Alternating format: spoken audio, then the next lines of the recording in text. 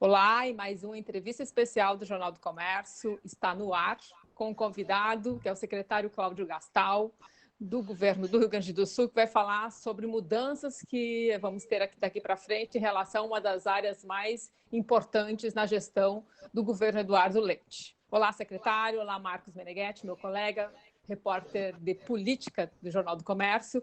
E para abrir aqui os trabalhos da nossa entrevista especial, secretário, a gente queria entender um pouco, traz para a gente como vai ser essa, digamos, que a gente estava comentando, que é, de alguma maneira, a gente volta para um formato do governo Sartori, mas que não é, na verdade, a mesma coisa, né? Quer dizer, a secretaria ela vai combinar a gestão, governança e planejamento, mas eu queria saber o que nesse governo ela vai ter em termos de papel e que momento a gente está vivendo que essa, digamos, união, fusão, tem um papel importante nesse governo.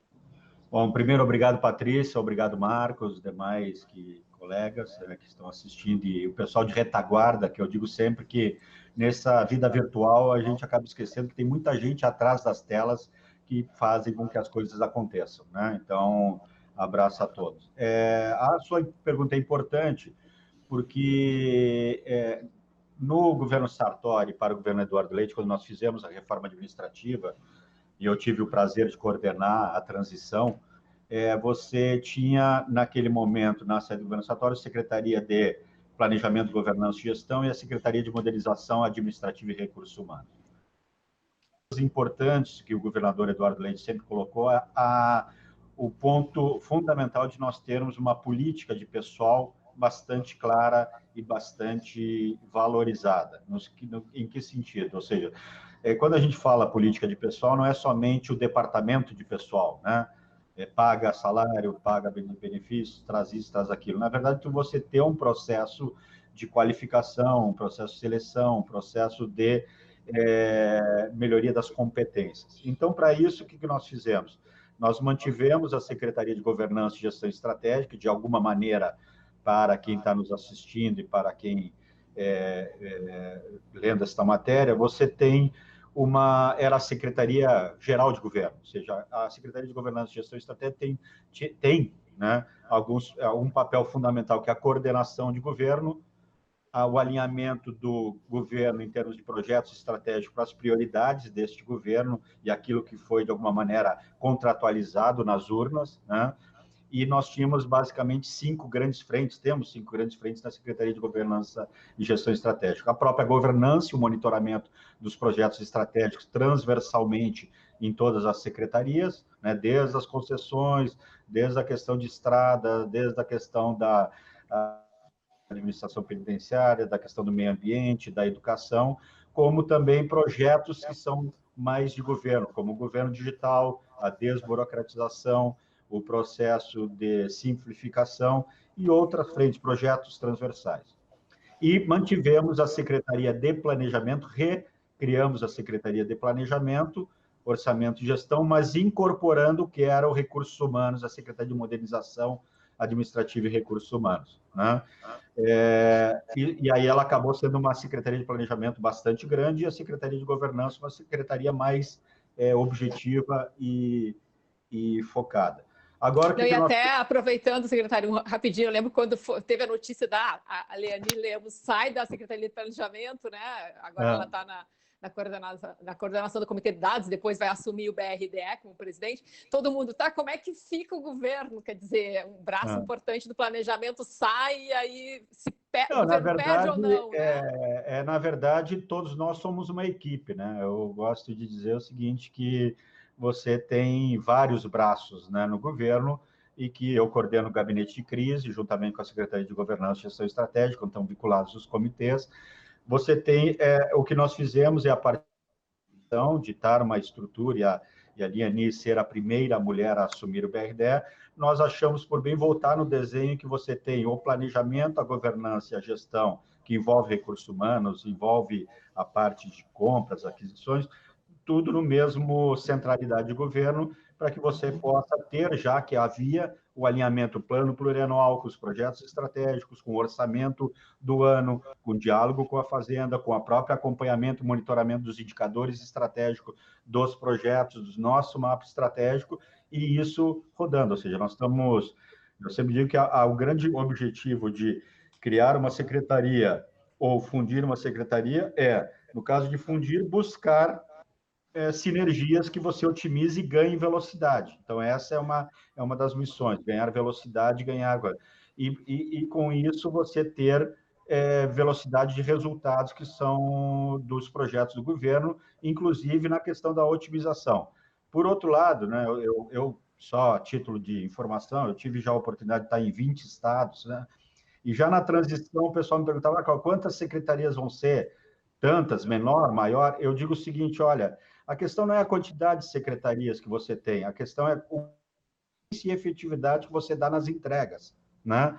É claro que quanto maior granularidade, mais difícil fica a sinergia. Quanto menor a granularidade, mais difícil fica para quem opera, porque fica coisas grandes. Então, o processo é um processo de você criar o ponto de equilíbrio, buscar o ponto de equilíbrio ótimo no modelo que cada estado tem uma realidade, né?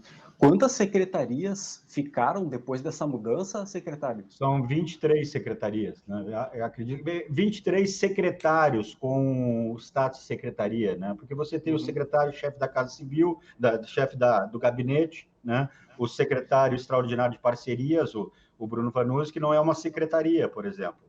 O secretário Bruno Vanuzzi tem o título de secretário, mas ele atua como um assessor no Departamento de Concessões e PPPs, que estava vinculada à Secretaria de Governança e Gestão Estratégica, que era um dos projetos estratégicos, comigo, e agora na Secretaria de Planejamento, Governança e Gestão. Você explicou, né, que uma das coisas que estão a cargo da sua pasta é a questão das concessões, né? Eu queria te perguntar justamente isso, como é que está o cronograma, né? O que está mais adiantado, o que está mais atrasado, né? E como é que a Covid, né, a pandemia, influenciou no calendário de concessões? Ok, nós temos, é importante essa pergunta, né? Nós temos, quando começamos a questão do governo ano passado, nós recebemos um bom legado, né? Que foi já a modelagem iniciada, já quase em fase de conclusão, da 287, da 324, da rodoviária e do próprio zoológico. Nós tivemos, ano passado, o lançamento da questão do zoológico, nós não tivemos sucesso, ou seja, então mostrou que o mercado, de alguma maneira, percebe que tem que ser melhorado. Eu acho importante, se alguns de vocês acompanharam um programa de TV na sexta-feira, o Globo Repórter, falou de toda uma redefinição que os zoológicos no mundo inteiro está havendo, ou seja, essa concepção de animais, isso aqui. Então, nós vimos, o próprio mercado sinalizou a isso e nós estamos remodelando isso. Nós temos para esse ano, no segundo semestre, a própria rodoviária 287, continuaram no cronograma, né, dentro do previsto, e lançamos também, assinamos com o BNDES a modelagem de mais ou menos 1.022 quilômetros, que são todos os trechos, mais alguns trechos para a concessão, para lançamento do edital no primeiro semestre do ano que vem, né? Com isso, quando nós começamos a fazer a análise dos trechos da IGR, dos trechos que estão nesse pacote do BNDES, surgiu não uma dúvida, mas alguma oportunidade de nós envolvermos a 324 também nesse modelagem, porque você ganharia escala. Então, nós estamos avaliando o que é melhor, se manter ela em termos separados, ou se daqui a pouco você vai ganhar maior efetividade, eficiência, inclusive de melhoria de preço, né, de pedágio, assim por diante, se você incorporar junto naqueles trechos. Mas o processo de concessão, ele continua no mesmo ritmo, né? É o que houve uma, vamos dizer assim, escorregada do cronograma, porque nós tínhamos agora, em determinado momento, nesses trechos que estão contratualizados com o BNDES, a questão do trabalho de campo, de medições, algumas medições. E nós estamos num momento ímpar, né, ou extraordinário, ou como posso dizer, para fazer medições, ou seja, o ritmo, o número de tráfego caiu muito, então você tem que deixar voltar um pouco à normalidade para você ter parâmetros. Não adianta eu fazer uma medição agora, dentro desta realidade que nós estamos vivendo da pandemia, porque vai me dar números distorcidos. Então, eu tenho que trabalhar em cima de uma linha nesse sentido. Aproveitando, o secretário Marcos, vou entrar agora. E só dando uma dica, né, galera que está acompanhando esse vídeo, né, curte o nosso canal aí no YouTube, assina, né, isso é importante para a gente. Secretário, porque o Marcos trouxe a questão da Covid, da pandemia, né, e a pergunta que todo mundo se faz é, talvez sejam duas perguntas. Primeiro, quando esse processo mais grave, né, mais, digamos, onde tem os impactos mais fortes, vai passar, né, quanto tempo vai durar? E segundo, o que vai mudar, né? Que cenário a gente vai ter depois? E principalmente assim, na economia, a gente vai ter um período grande aí para recuperar, né? Uma queda em vários setores, etc. Eu queria saber se vocês podem revisar de uma maneira mais, digamos, mais profunda algumas das privatizações ou de preços. Isso vai exigir, né? Esse momento vai exigir alguma revisão maior, e como é que vocês esperam que o mercado esteja? Tipo assim, aquele que pode investir, né, os investidores, quanto eles vão vir nesse período aí que vocês estão, né, de 2 anos, digamos, porque a gente já está com o ano terminando, ou pelo menos todo mundo diz que 2020 já terminou, né? Aí a gente vai para os 2 últimos anos, né, do mandato atual, né, onde vocês vão ter realmente uma fila aí de intenções, né? Quer dizer, duas coisas, né? Se vocês terão que revisar pelo menos aqueles blocos maiores, né, em termos de, talvez, o senhor falou precificação, se isso altera ou não, e como é que o senhor espera que esteja o mercado, né, em termos de interesse para fazer investimentos? Vamos separar em 2 blocos, que é importante. Um bloco é o bloco das concessões, né, e o outro é o bloco das privatizações, né? Eu acho que é importante, né? A gente tem CE aí, né? Tem a CE, a Sulgás e assim por diante. O grupo CE, né? Sulgás, assim. O grupo a parte de privatizações continua no mesmo ritmo de modelagem, com a intenção de até o final do ano a gente já ter algum avanço em termos de privatizações e dentro do cronograma previsto. E nas concessões, essas questões de ajustes, porque nós continuamos os 1.022 quilômetros, continua no cronograma que foi dado lá quando assinamos o acordo com o BNDES, e no caso a 287 nesse segundo semestre, né? O que a gente verifica, né, Patrícia, que é importante, você já tinha uma liquidez grande no mercado para investimentos de infraestrutura, né? E aí eu vou pegar todos. Então, ele continua. Eu tive uma reunião hoje de manhã com uma empresa, com uma organização, uma consultoria internacional, conversando os impactos da pandemia na economia global e na economia nacional. E o que a gente verifica, eu fiz uma pergunta desse tipo: olha, vocês que estão no mundo, como é que percebem o grau de apetite dos investidores? A colocação foi muito essa, ou seja, a liquidez existe dinheiro, existe recurso para investimento, nós vamos ter que ter bons projetos e bem estruturados, porque, de alguma maneira, a tendência é serem mais seletivos. E isso eu acho que nós, Rio Grande do Sul, avançamos bem, porque nós começamos antes da maioria dos estados a ter esta modelagem, né? São poucos estados, né, ou como se chama nos órgãos internacionais, entidades subnacionais, como estados, que estejam com uma carteira de projetos como nós estamos e como está avançada. Inclusive, nós somos prioridades para o BNDES, porque a nossa carteira é uma carteira que está bem estruturada, seja das privatizações, seja das concessões e de outras frentes que a gente tem. Então, eu acredito que a questão o apetite continua de investimento, até porque nós vamos sair, ou seja, a pandemia, nós vamos chegar no momento que volta, ou seja, aí a economia começa a se movimentar e o recurso busca investimentos. Nós tivemos uma queda de juros que já vinha historicamente, né? Não só internacional, já estava em patamares bastante baixos, mas a nível nacional, o que perde muita atratividade em aplicações financeiras. Então, você tem liquidez possível. Vai ter que ser muito mais consistente os projetos e as modelagens. É isso que nós estamos, só para ter uma ideia, a gente se reúne semanalmente com o BNDES discutindo as privatizações, né? Sábados de manhã, né? Certo?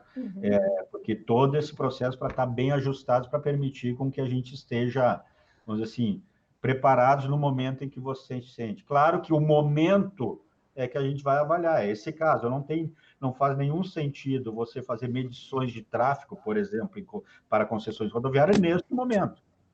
E você está Mas pegando e o momento uma janela que não traz a realidade. Mas, mesmo assim, a gente sabe que também o tráfego vai mudar. O setor automotivo, mundialmente, é um dos que vai ser mais afetados, né, em termos de recuperação econômica, ou seja, dessa recuperação econômica. Então, você tem que levar também em considerações o que está acontecendo no mundo inteiro. Mas muda o momento, só para terminar. Marcos, só para um detalhe bem rápido, depois tu engata aí. Em função do que o senhor falou, né? Quer dizer que está todo mundo olhando, vendo como é que está, ajustando, né, suas propostas. Tem um momento que vai ser o melhor para lançar isso, para justamente aproveitar, ter uma oportunidade adequada, digamos assim, vocês vão adiar para o primeiro semestre do ano que vem? Porque não, agora... o nosso cronograma continua mesmo, 287 no segundo semestre, né, porque já tinha as medições, já tinha tido, foi antes da pandemia. Sim. No caso Mas essas novas, né? Essas novas, elas continuam no cronograma, o que escorregou um pouco o cronograma, porque, na verdade, o lançamento está previsto para o final do primeiro semestre do ano que vem. Então, nós estamos ajustando o cronograma no sentido de que permita pegar o momento das medições que dê a maior realidade, mas mantenha vamos dizer assim, o target do primeiro semestre do ano que vem. E a rodoviária de Porto Alegre, secretário? A rodoviária de Porto Alegre está na parte das agências reguladoras e análise do Tribunal de Contas e assim por diante, para que a gente possa lançar, né? Então, deve ser nesse segundo semestre. Segundo semestre.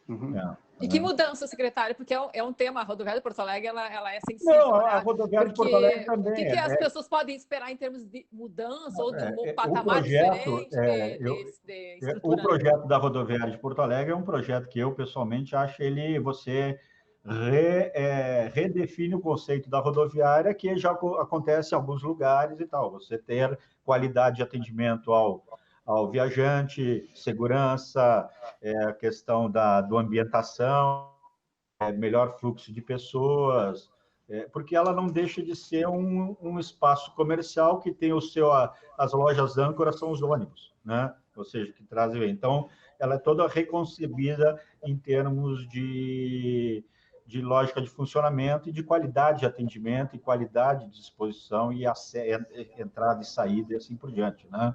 Então, é algo, inclusive, foi colocado, a partir de audiências públicas, um período de transição para os atuais locatários que estão lá, que tem contratos que são bastante precários, porque a própria concessão da rodoviária é importante ter, que não é só algo que é importante para o Estado, para fazer, também era uma demanda do próprio Tribunal de Contas do Estado e do Ministério Público, que já vinha notificando governos anteriores, da necessidade, porque havia uma precariedade no contrato de concessão.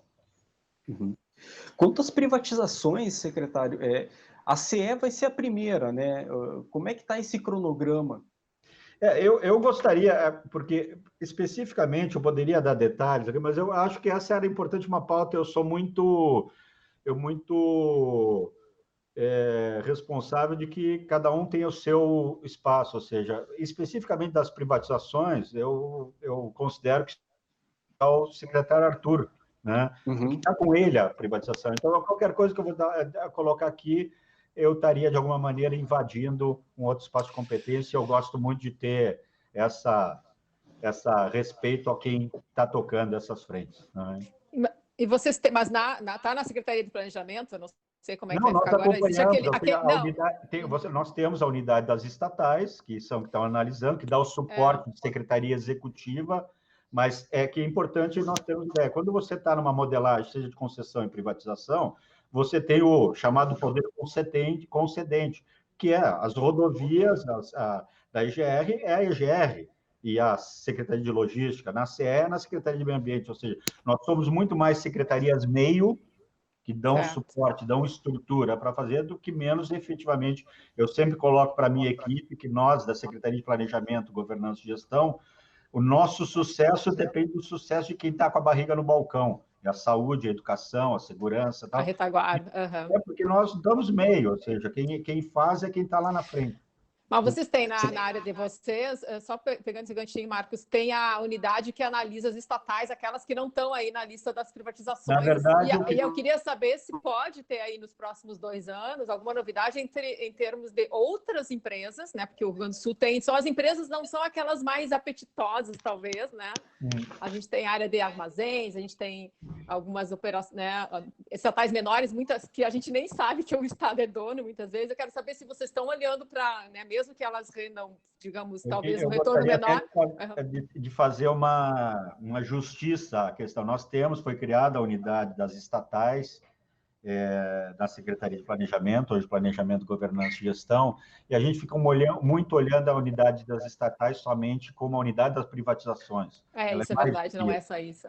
Ela tem uma responsabilidade de garantir a governança corporativa nas estatais, ou seja, fazer com que estejamos dentro da 13.303, a Lei da Governança das Estatais, que é algo muito, muito estruturante para o Estado. Né? Que até a Cecília Hopf aqui, né? Que coordena, né? Então, eu digo, às vezes, o pessoal olha que é privatização, gente, não, tem uma... Não que não seja importante, é fundamental, mas a privatização inicia e termina com a venda. A governança das estatais e manter acompanhamento das estatais é algo que é contínuo até enquanto estivermos estatais, ou seja, manter essa governança, que é algo que foi uma conquista, a Lei 13.303, é muito importante para que a social.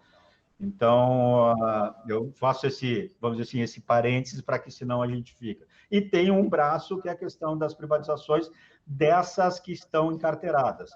As outras, ou seja, não é uma decisão somente da Secretaria de Planejamento, nós acompanhamos, mas é uma decisão que acaba sendo de centralidade do governo, né? Quais são as alternativas e possibilidades, né? Que podem surgir mas hoje eu acho que a gente tem um portfólio que toma bastante tempo e que se a gente tendo sucesso vai fazer toda a diferença para o Estado.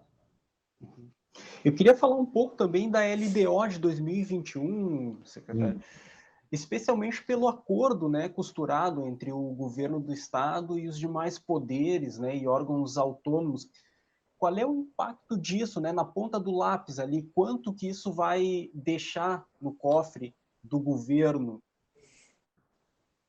Não, na verdade, nós estamos vamos ser bastante transparentes, é só olhar a LDO, nós temos uma lei orçamentária deficitária, então não vai ficar nada no cofre dos governos, porque você tem o déficit, né? Então, na verdade, você tem teve uma compreensão muito importante dos outros poderes de fazer um acordo histórico, emblemático, que permite a não pressão maior para o caixa de governo e aumentar. Ou seja, então isso é que eu acho que a grande mensagem do acordo e da LDO que foi lançado, ou seja, que isso não é algo somente do executivo, são todos os poderes assumindo a sua responsabilidade de termos um orçamento que realista, como foi desde o ano passado, né? Mas também com compromisso de cada um dos poderes de fazerem esforço nisso, ou seja, abrindo mão das suas possíveis reajustes dos índices de transferência. O ex-governador Sartori, ele tentou aprovar a PEC do 12º, né, vinculando o repasse aos demais poderes ao orçamento real, né, receita real, efetivamente arrecadada pelo Estado e não a receita projetada, né. Recentemente, né, um grupo de 19 deputados reapresentou a mesma proposta. O senhor acha viável, o senhor concorda com essa mudança, porque solucionaria definitivamente, né, essa questão dos repasses? Eu só até para a gente abrir também um outro, eu participei muito do governo Sartori, colaborando com o governo Sartori, através do Movimento Brasil Competitivo, que eu presidia durante tanto tempo. Essa discussão do 12º, né? Eu acho que são duas coisas. Você pode ler o 12º a partir do momento que você tinha um orçamento em que você tinha receitas extraordinárias que davam um viés pouco real, né? Ou você também trabalhar, não, agora nós temos um orçamento com receita real e deficitário, um orçamento real. O 12º, neste momento, vamos dizer assim, não é que não faça sentido, ele, de alguma maneira, ele está de alguma maneira, controlada a partir do momento que você tem um orçamento real, né? É claro que quando a gente tem que olhar a legislação, sempre olhar para o futuro, né? Olhar para o futuro é dizer também que tentar manter uma prática que sustente a questão da responsabilidade fiscal. Eu acredito que não é uma coisa ou outra, né? Nós temos hoje um orçamento realista, né? Deficitário, que de alguma maneira o ajuste do duodécimo está dado por dentro do orçamento. A lei poderia vir a potencializar mais isso e impedir que daqui a pouco se voltasse uma prática de receitas extraordinárias que não condizem com a realidade, você de alguma maneira amarrar isso. Eu acredito que, olha, é uma assembleia que tem que ser debatido lá e decidido, porque daqui a pouco pode ser um modelo de manter mais um tipo de cheque ou mais um tipo de amarra para permitir que você não faça nenhum tipo de pirotecnia orçamentária, né? E, secretário... O senhor concorda com a proposta? Eu concordo, eu já concordava lá atrás de fazer a questão do décimo receita. Eu só não acho que esse momento é o mais adequado dentro de tantas discussões importantes que se tem, porque se no momento que você tem o orçamento realista deficitário, você já está amarrando o percentual. Você vê pelo próprio acordo feito com os outros poderes. Então, eu me lembro que eu liderei um processo chamado Pacto de Reforma dos Estados, que envolveu 14 governos de estados na época, e nós discutíamos isso, a lei do duodécimo. Por quê? Porque cada estado tem uma realidade da forma. Aqui no Rio Grande do Sul, nós tomamos a decisão de ser um orçamento realista, deficitário, e isso acaba amarrando. Mas pode fazer sentido para garantir a continuidade desse orçamento realista. Secretário, eu queria trazer uma questão que você falou, né, em RDO, quer dizer, aí um planejamento para, né, a lei orçamentária para 2021. A gente tem duas coisas que estão aí na pauta também, né, que eu só queria trazer, porque tem a ver com dinheiro, com grana, né, do Estado. Está se falando em uma reforma tributária estadual, mas deve mexer na estrutura, né, muito mais do que, né, não reduzir tributos e tal, porque alíquotas e tal, porque isso tem limitações, mas é uma pauta que a Secretaria da Fazenda está liderando, mas é uma pauta de governo, porque o próprio governador disse que quer acelerar. E a gente tem aí até o final do ano, e para 2021, provavelmente o retorno das alíquotas. Não, nós não temos o retorno da alíquota. Nosso compromisso é não termos.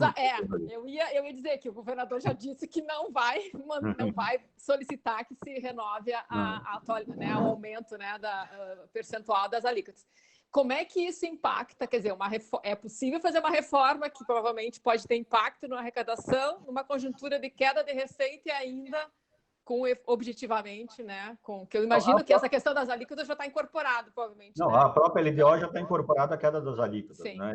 Então, o que nós vamos fazer é isso. A nossa previsão, e o governador tende, é uma discussão que tem sido muito liderada pela Fazenda, é você pensar essa reforma tributária com que você permita uma reforma tributária, como toda reforma, eu sempre brinco da minha experiência nacional, é muito boa para os outros, né? Sempre a gente gosta de reforma para os outros, né? Eu brinco que toda reforma ela vai ter impactos, ou seja, então, a mesma coisa a reforma tributária. Nós estamos avaliando, analisando, verificando, fazendo ensaios de como é que nós transformamos o sistema tributário do Rio Grande do Sul no mais moderno do país, né? Não só mais moderno em termos de tecnologia, de formas e maneiras de diminuir o custo de transação, porque eu sempre digo que a gente tem o chamado imposto e o imposto escondido. O imposto é aquilo que a gente paga e todo mundo mede. O imposto escondido é o tempo de transação, o tempo que você leva para pagar imposto, para gasto de custo, ou seja, o custo de oportunidade quando você está trabalhando com isso. Você pega uma empresa, por exemplo, uma empresa multinacional, e você comparar uma empresa do mesmo tamanho no Brasil e no Canadá, você vai verificar que o Brasil precisa de pessoas tratando a questão tributária, no Canadá é 1% das pessoas que precisaria, ou seja, porque você tem muita gente no que a gente chama papelada. Então, você tem um custo de transação muito grande. Esse custo de transação, em geral, a gente trabalha em 11%, de 8% a 11% esse custo de transação. Então, é o que eu chamo de imposto escondido, né? Então, o que nós queremos com essa reforma tributária, o governador quer com essa reforma? Termos o sistema tributário mais bom, onde você vai ter ações muito fortes, como Receita 2030, de modernizar o processo de receita, desde a digitalização de vários procedimentos, unificação de documentos, diminuindo a burocracia, como, por outro lado, revendo também o sistema tributário, ou seja, buscando ser mais equitativo, mais equânime, menos regressivo, que nós temos o sistema tributário no Brasil é extremamente regressivo, né? Ou seja, você tem muito consumo, a própria tributação no consumo, em vez de, daqui a pouco, no patrimônio, renda e assim por diante, você vai ter que analisar todas as dimensões para poder fazer frente e dar condições de competitividade, né? Ou seja, nós temos que dar condições de competitividade, e essa competitividade se dá em 3 eixos. Uma é a infraestrutura, que entra nas privatizações e nas concessões. Outra é na desburocratização, que é essa coisa de facilitar o abrir e fechar negócio, pagar imposto. E o terceiro é um sistema tributário que seja atrativo para o investidor, né? Tem uma previsão de quando essa reforma vai para a Assembleia? Perguntar bem isso. Não, o governador colocou em público, ele quer o mais rápido possível, nós estamos fazendo, a Fazenda liderando esse processo, o secretário Marco Aurélio, junto com uma série de pessoas, para que a gente tenha, acredito que nos próximos 15, 20 dias, a gente vai ter aí notícias de começo de discussões sobre a reforma tributária. O que é importante é que aí eu tenho dito, né? Nós víamos no mar revolto, que é a realidade do Rio Grande do Sul, é um mar revolto, mas nós temos muito claro onde nós queremos chegar, que é a melhoria da competitividade do Estado. Nós tivemos agora uma tempestade no meio, mas continuamos com o mesmo norte, o mesmo porto que nós queremos chegar, só que agora com uma tempestade chamada Covid. Mas nós temos muito claro o caminho que a gente quer chegar. Isso passa por um novo sistema tributário, passa por investimento em infraestrutura e logística, passa por diminuição da burocracia, que são fatores de competitividade. Eu queria te perguntar uma outra questão sobre a LDO, secretário, que é a seguinte, sobre as emendas parlamentares, né? Foi um mecanismo, né, apresentado na LDO de 2020, no ano passado, para valer nesse ano, que acabou sendo consumido, né? A maioria dos deputados destinou para o combate à Covid-19, né? Essa ferramenta continua na LDO 2021? Não, ela na verdade tem a previsão do mesmo, ela vai ser discutida mais na LOA, na lei orçamentária, né? O senhor é favorável a essa ferramenta, né? Porque ela foi bastante questionada na Assembleia. Como é que o senhor enxerga? É um bom mecanismo? Eu acredito que eu vejo como um bom mecanismo, porque a Assembleia, os deputados eleitos, eles foram eleitos pela população, pela maioria da população. Lá está representada todas as parcelas e todas as partes. Ou seja, então eles têm responsabilidades e obrigações de indicarem, qual é que são prioridades de investimento, né? Eu não acho que um secretário daqui a pouco tenha mais legitimidade com o deputado para dizer aonde colocar determinada prioridade de orçamento. Eu acho que é uma composição. Então, eu acredito, eu acho que é um bom instrumento. O que decide, mas não é tanto a indicação em si, mas como é essa indicação, da onde colocar o recurso, ou seja, priorizando áreas como saúde, agora como Covid, daqui a pouco como outras áreas que permitam atender lacunas do Estado. A gente tem mais, Marcos, a gente tem um tempinho aí, não sei, vamos só organizar aqui indo para o final. Pode perguntar, depois eu tenho mais uma, não sei se... Sim, eu tenho mais uma também só. A gente está gravando, mas o cenário em torno nos pressiona. O seguinte, secretário, eu queria perguntar sobre a consulta popular, né? Porque no meio da pandemia, né, esses assuntos, como a consulta popular, acabaram passando batido, né, pela gente da imprensa. Queria saber se vai sair esse ano. Ontem nós tivemos uma reunião com o fórum, com a diretoria do Fórum dos Coredes, e hoje, não, amanhã é quinta-feira, todo mês eu tenho a reunião do Fórum dos Coredes. E aí eu digo assim, desde o primeiro momento, eu sou corediano. Eu, quando morei no Rio Grande do Sul, eu sou do Rio Grande do Sul, eu fazia parte do Coreia do Sul, lá da região sul, participei da consulta popular, fui delegado de consulta popular.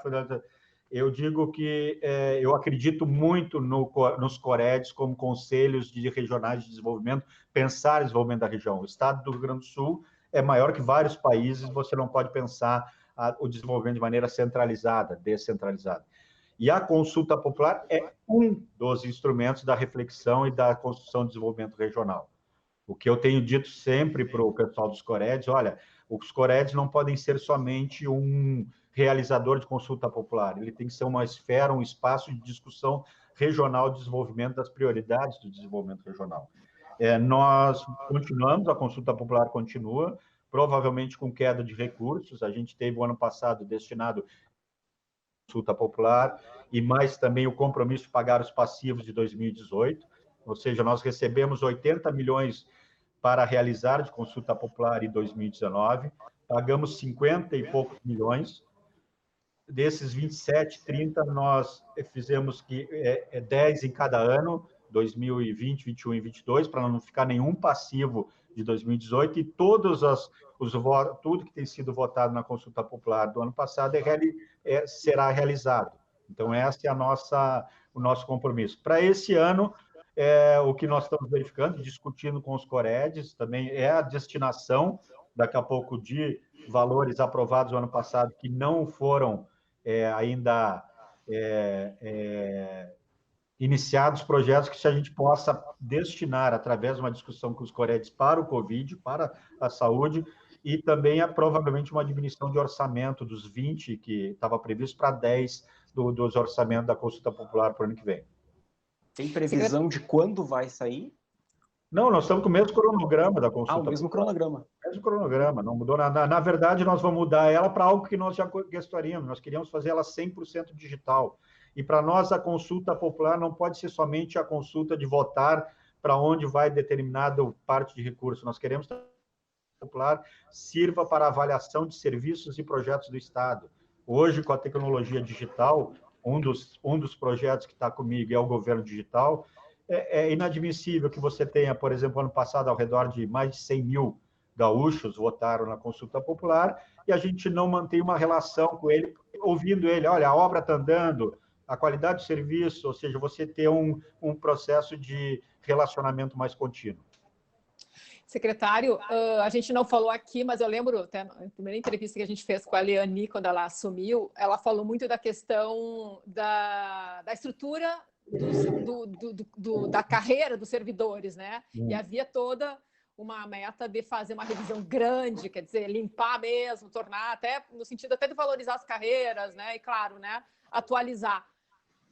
O senhor tem alguma novidade sobre como está isso?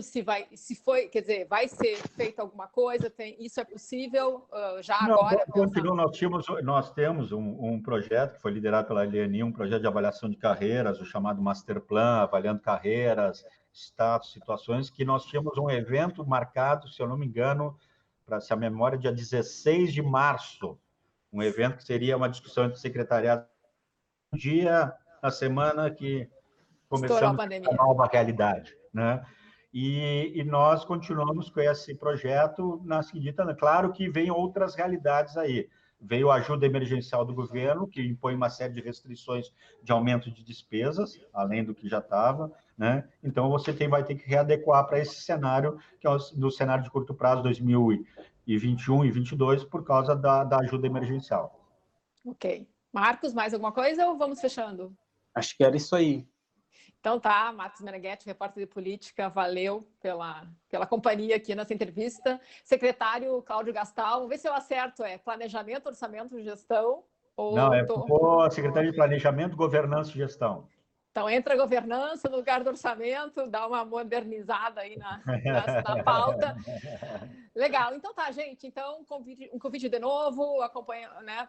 A galera acompanhar a gente aqui no YouTube, também no conteúdo que está no site do Jornal do Comércio, assina o canal, acompanha. A entrevista vai estar também no jornal impresso, a íntegra, né, dela também. E legal, obrigado por ter trazido assim, fazer esse update aí de como é que vai ser, né, o futuro aí em relação a essa área de planejamento, governança e gestão, que é bem importante. Eu Marcos, obrigado, Patrícia, obrigado ao pessoal de Retaguarda, eu sempre gosto de agradecer que tem gente fazendo as coisas acontecerem e que a gente consiga superar esse desafio, que é um desafio da nossa geração e emblemático, né? Eu digo que eu também, de alguma maneira, me sinto feliz, realizado de estar nesse momento onde eu estou, porque eu posso estar servindo e fazendo a diferença. Então, acho que a gente, com certeza, logo, logo vai estar olhando para trás, dizendo, olha, vencemos mais uma etapa, ok? Legal. Até Obrigado. mais.